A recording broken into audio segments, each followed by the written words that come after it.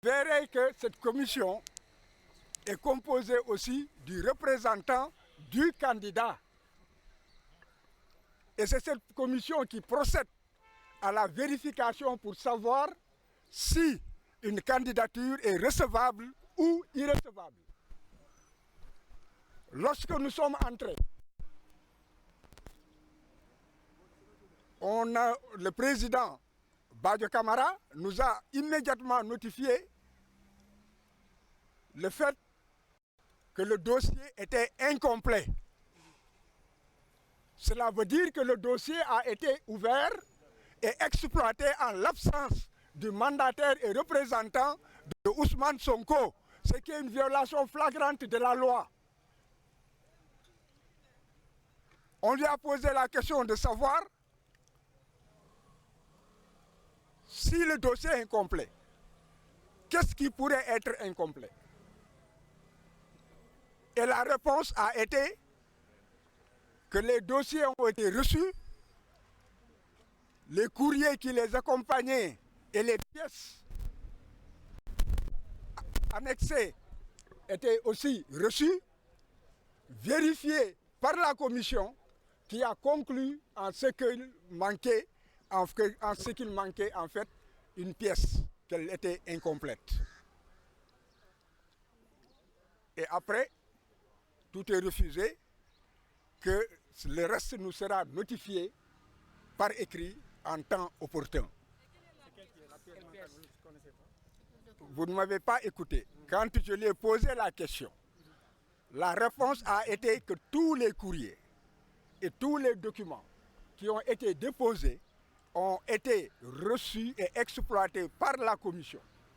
qui a donc décidé que le dossier était incomplet. Or, cette commission a donc été dans une composition irrégulière parce que la loi prévoit que tout cela, cette vérification, devait se faire en présence du candidat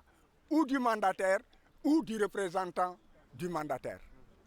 Donc il est clair que la cascade de violation de la loi ne s'arrête pas et qu'il y a une volonté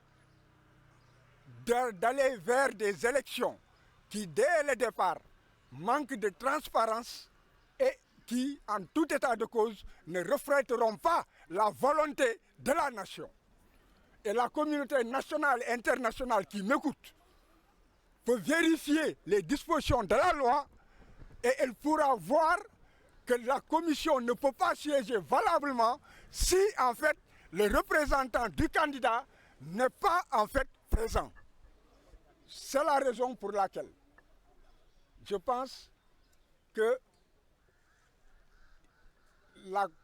l'opinion publique nationale et internationale retiendra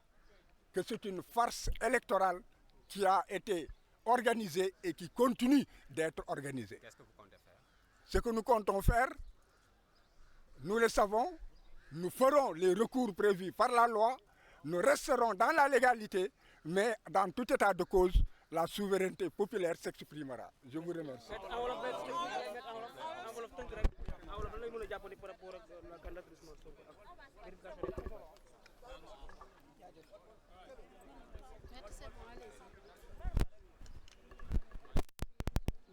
li may wax moom moo di que addina bi seede na ni que maanaam élection yu ñuy wax du ay élection ay farce la farce nag xaw ma nu ñu koy waxee ci wolof ngeen baal ma ay tappale la te tappale bi ñëpp gis nañ ne que ba yëpp ci tàmbalee ba tey ay tappale la justice la mu wax yëpp dañ koo jël ci maa tey ak doole la ñu wéy matt ne ko Ousmane Sonko du bokk ci candidat yi mu neex ko mu naqari ko mu neex ña ànd ak moom mu naqari leen mu neex réew mi mu naqari réew mi mu neex addina bi mu naqari addina bi ci loolu la ñuy wéy léegi nag ci kaw complot boobu sunu dossier fexe nañu ba dugal ko bañ ko dugal li da leen bett bañ ko yëgee dañoo déterlu léegi nag tey la ñu waroon xool ndax sunu parrainage jaar na yoon sunu parrainage député la donc day jàll fexe yi moom moo di que ba ñu accès dañ ñu nekk seen dossier motul te récépissé yeeg yëpp yor nañ ko dañ ko teg ci li yoon wax teg ko ci ñoom conseil constitutionnel ci dogal yi ñu génnee nekk bu fekkee ne que lii ak lii am na lii ak lii lay wéy la nga xam ne loolu lañ ne loolooy wéy loolu yëpp jot nañ ko ba ñu dikkee toog ñu wax ñu tout de suite ne ñu que seen dossier motul ma ne leen sunu dossier motul lan moo tax sunu dossier lan moo motul ci sunu dossier ñu ne ma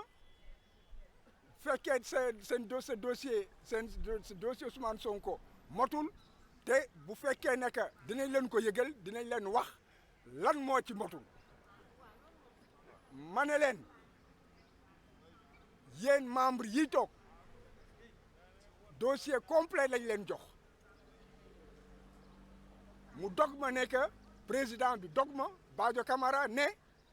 que lépp loo fi indi mu doon ci dossier mu doon ci ay bataaxal yëpp wane nañ ko commission bi réunir na ba pare xool gis ne que manqué na pièce te commission bi mënul réunir te fekk man fekkeewuma ko pour que ñu war a dajji enveloppe bi nga xam ne ci laa def kayit yi dañ koo scellé pour que ñu vérifier ci sama kanam ba pare nañ ne alkaati bi kaay ñu yëkkati dafe pour que mu génn nekk wax ji jeex na wante ma xam ne que donc wax ji du ci ñoom kaddu yi ci réew mi la war a dem kaddu bi ci communauté internationale bi la war a dem ñu xam ne que lii ñuy def ay caaxaan la lii ñuy def jaarul yoon doole bii ñuy jaay lii lépp en fait jarul que ñuy muur nit ñi puudar ndax wane nañu ñoom la ñu bëgg wane nañu nañu demee clé USB yi ñuy joxe gis nañ ne que ñi nga xam ne que yàgg nañu fii ay lu mot ñaar fukki at fanweeri at ñu ngi ci ay élection ñu ngi seeni nit rejeté nañ ko parce que dañu naan que clé yi kenn liiru ko clé yi kenn amul fii ko kenn mënul waat nekk clé bi ñu la jox fichier bi conseil constitutionnel yor boobu clé moom lañ la jox kenn xamul ndax fii clé yi ñu la jox virusé wuñ ko kenn xamul ndax clé bi ñu jox Boubacar Camara ak clé bi nga xam ne moom la ñu jox Aïda Mbodj que clé yi benn la alors que lépp dafa war a leer mu leer nañ mel ni seetu nit ñi xam la ñuy def xam la ñuy teg seen tànk xam lañ leen laaj ñu mën cee ñu mën cee jaar wante ba tey ji dara leerul lépp jéegoog jéego la jéego boo jéegi ñu génnee dara tegaat gàllankoor sa kaw boo fexee ba jàll ko ñu génnewaat beneen daal gàllankoor ay tappale élection la nee nañ duñ ko wax alors que la manqué sama dossier amuñu droit ubbi dossier bi te man fekkeewuma ko ñu ubbi ko sama kanam. lan ngeen fas yéene def. li ñu war a def moom moo di que foog addina bi xam li xew doole ba ñu jaay te xam ne que loolu dañ ko fas yéene continuer loolu lu am solo la li ñu war a def moom moo di que ñun ci yoon la ñuy topp ci yoon li nga xam ne moom moo ñuul ci soow mi moom moo di que yoon fa mu ne fa la ñuy jublu pour ñaxtu ñoom kott lañ fay fekkaat wante du tere dinañ ko def na àddina seede rek nekk ci ay tappale lañ jëm jërëjëf.